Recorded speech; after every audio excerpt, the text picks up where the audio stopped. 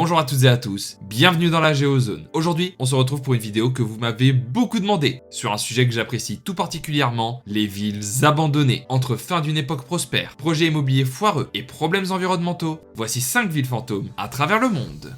Commençons cette vidéo aux États-Unis, littéralement le pays des villes abandonnées. Alors beaucoup de ces villes sont d'anciennes cités, construites lors de la période de la ruée vers l'or, comme Bodie en Californie, qu'on croirait sortir d'un western. Alors ici, on est dans un cas similaire, même si la ville de Rhyolite a une histoire bien particulière. Située dans le Nevada, au nord-ouest de Las Vegas, Rhyolite se trouve toute proche de la région de la Vallée de la Mort, qui porte plutôt bien son nom, vu que c'est l'endroit où l'on a enregistré la température la plus chaude sur Terre, avec 56 degrés. Pas l'endroit optimal pour s'installer quoi. Mais vous vous en doutez que si des gens sont venus vivre ici, c'est qu'il y a de l'or, avec plusieurs mines qui sont ouvertes, permettant la fondation de Rhyolite en 1904. D'ailleurs, Rhyolite, c'est le nom d'une roche volcanique, histoire de bien rester dans le domaine minier. La ville se développe très rapidement, avec presque 10 000 habitants en 1908, avec une gare, des agences de presse, des banques, une école, un opéra, et tout ça en seulement 4 ans. Ça rigole vraiment pas. Certains pensent même que Rhyolite va devenir la Chicago de l'Ouest américain, mais la chute de la ville sera encore plus rapide que son ascension. En fait, il n'y a pas tant d'or que ça dans les sous-sols de la ville. La crise financière touche le pays, l'entreprise exploitant les mines fait faillite, et finalement, les mines ferment en 1911, soit 7 petites années après l'apparition de Rhyolite. Sauf que sans mine, aucun intérêt de rester ici à cuire sous un soleil de plomb, donc les habitants quittent la ville petit à petit, cette dernière perdant son dernier habitant en 1924. Aujourd'hui, il ne reste de Rhyolite que des ruines éparses et quelques bâtiments encore debout, témoignage d'à peine 20 années d'existence pour cette petite ville dans le désert du Nevada.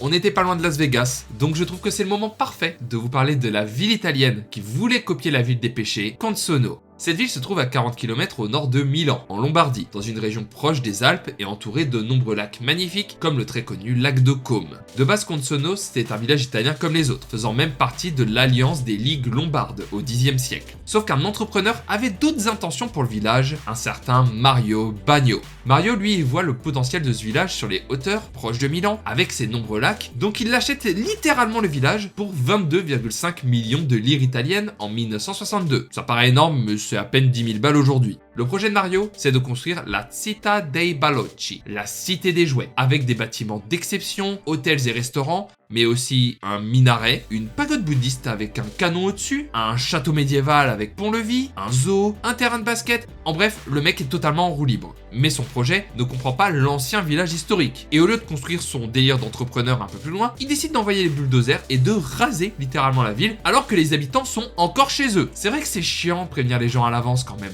Bref, le petit Vegas à l'italienne commence à se construire, mais Mario il est pas satisfait du terrain. Donc comme toute personne sensée, il fait tout exploser la TNT pour aplanir. Je sens quand même que ça va mal finir. Le nouveau Consono ouvrira quand même ses portes pendant les années 60 et 70, accueillant plusieurs milliers de touristes jusqu'en 1976, lorsque la route est coupée par un glissement de terrain, ainsi qu'un autre en 1977. Faut dire que tout faire sauter à la dynamite n'a pas vraiment aidé. Fin du buzz pour Consono, mais Mario veut quand même sauver les meubles, en transformant le plus beau bâtiment en maison de retraite, sauf qu'il meurt en 1995 et que tout est abandonné et fermé en 2007. Aujourd'hui, les anciens bâtiments sont toujours debout, mais tagués par les visiteurs puisque Consono reste accessible en moto, vélo ou encore à pied. Puis la ville appartient toujours aux héritiers de Mario, qui tentent de relancer des projets à base de centres commerciaux, d'hôtels ou encore de villas pour la coquette somme de 12 millions d'euros, alors que le patriarche l'a acheté pour 10 000 balles, je vous rappelle. Donc peut-être qu'un jour, Consono redeviendra une ville comme les autres.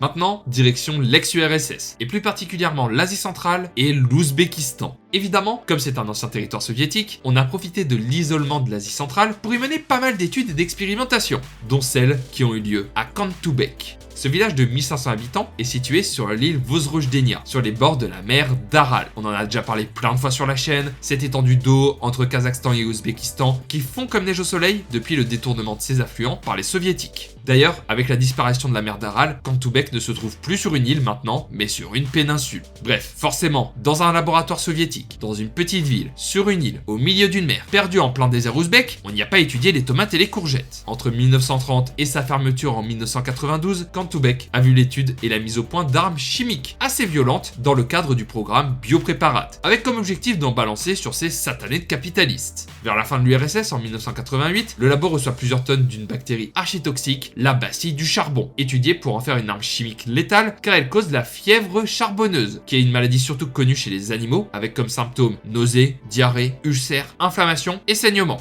Mais je vous rassure, on a aussi étudié à Cantoubec des spores de la peste bubonique, de la variole, du typhus ou même d'Ebola. Sauf qu'avec la fin de l'URSS et de la guerre froide, le laboratoire est fermé. En 1992, la ville se vide de ses habitants et les scientifiques abandonnent tout sur place, dont plusieurs tonnes d'agents infectieux dans leurs containers. Forcément, on se rend compte plus tard que certains de ces containers fuient et Cantoubec devient une ville archi dangereuse où juste mettre les pieds peut te donner une maladie grave et te tuer. Heureusement donc que plus personne n'y vit. Alors aujourd'hui, Cantoubec ne se trouve plus sur une île, causant la peur que d'anciennes maladies ressurgissent au contact des animaux du désert. Cependant, je vous rassure un petit peu, la Defense Threat Reduction Agency des États-Unis s'y est rendue en 2002 et a réussi à neutraliser entre 100 et 300 tonnes de bacilles du charbon avec l'aide d'une centaine de personnes. C'est donc les Américains qui ont réparé les erreurs des communistes dans cette ville où personnellement j'ai toujours pas trop envie de mettre les pieds.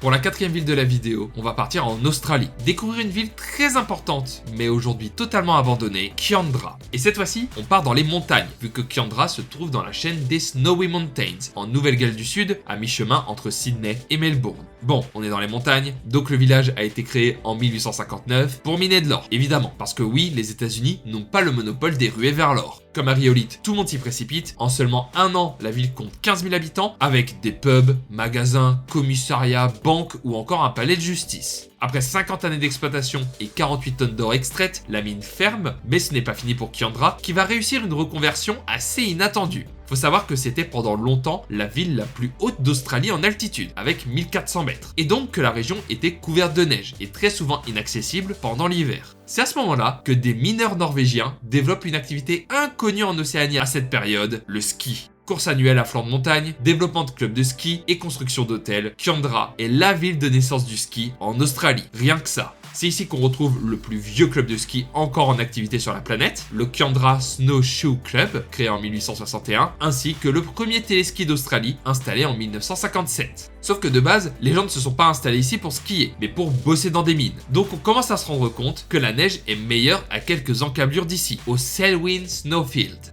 La ville se vide, les commerces et administrations ferment, le téléski est déplacé à Selwyn et finalement, les derniers habitants de Kiandra quittent la ville en 1974 et l'État de Nouvelle-Galles du Sud démolit presque tout de la ville pionnière du ski en Australie. Aujourd'hui, il nous reste de Kiandra l'ancien palais de justice, restauré en 2010, quelques chalets qui ont brûlé lors des feux de forêt en 2020 et aussi de nombreuses photos d'une époque qui semble terriblement lointaine pour cette ville abandonnée.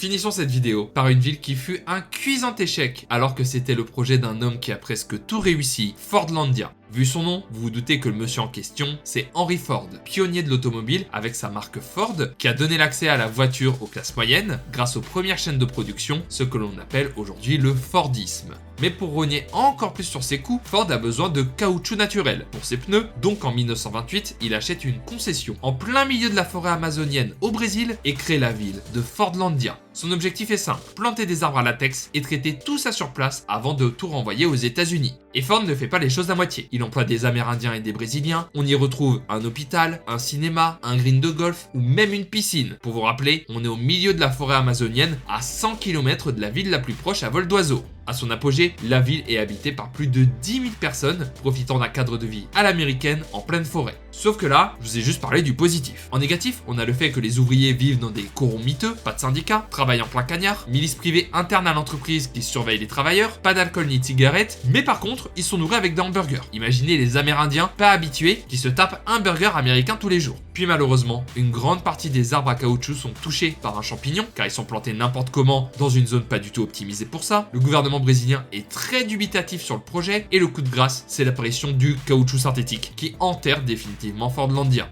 Après 17 ans, Ford revend sa concession avec des pertes estimées à 20 millions de dollars. Les entrepôts sont pillés et les ouvriers quittent petit à petit la ville. Cependant, Fordlandia est toujours habité par un millier de Brésiliens, souvent d'anciens ouvriers ou des squatteurs, profitant du bide d'un projet américain colossal en pleine forêt amazonienne. Merci d'avoir suivi cette vidéo, j'espère vous avoir appris plein de choses. Pour soutenir la chaîne, n'oubliez pas de vous abonner et d'aimer la vidéo, et venez me suivre sur mes différents réseaux sociaux, ainsi qu'en live sur Twitch très régulièrement. À la prochaine dans la Géozone, ciao!